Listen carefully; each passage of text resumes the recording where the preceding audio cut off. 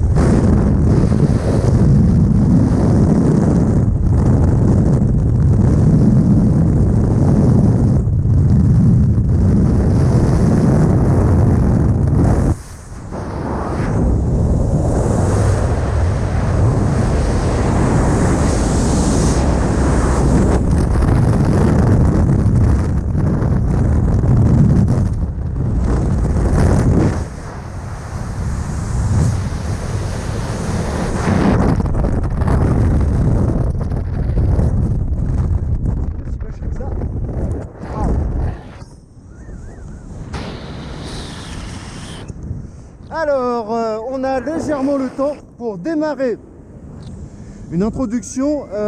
Là, je vais pas parler d'un sujet en particulier, je vais prendre un sujet global et le décomposer. Les réseaux sociaux, par exemple, un ami m'a demandé, parle-leur des réseaux sociaux, des dangers, etc.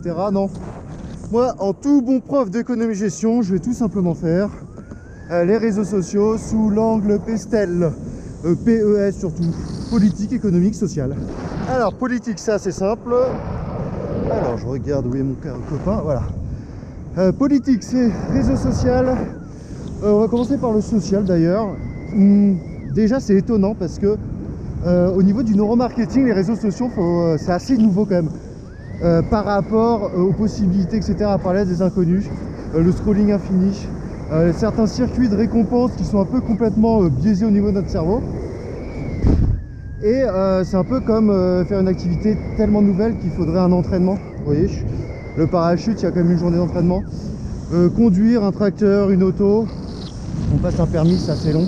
Et il n'y a rien de ça pour les réseaux sociaux. Ensuite, d'un point de vue économique, bah, vous connaissez le principe. Hein, vous êtes quelque part le produit. C'est en fait les entreprises qui font travailler en fait ces clients et qui vendent des données sur vous, outre la publicité. Vous n'imaginez pas tout ce qu'on peut savoir. En plus avec le big data, les traitements informatiques, l'intelligence artificielle, c'est assez puissant.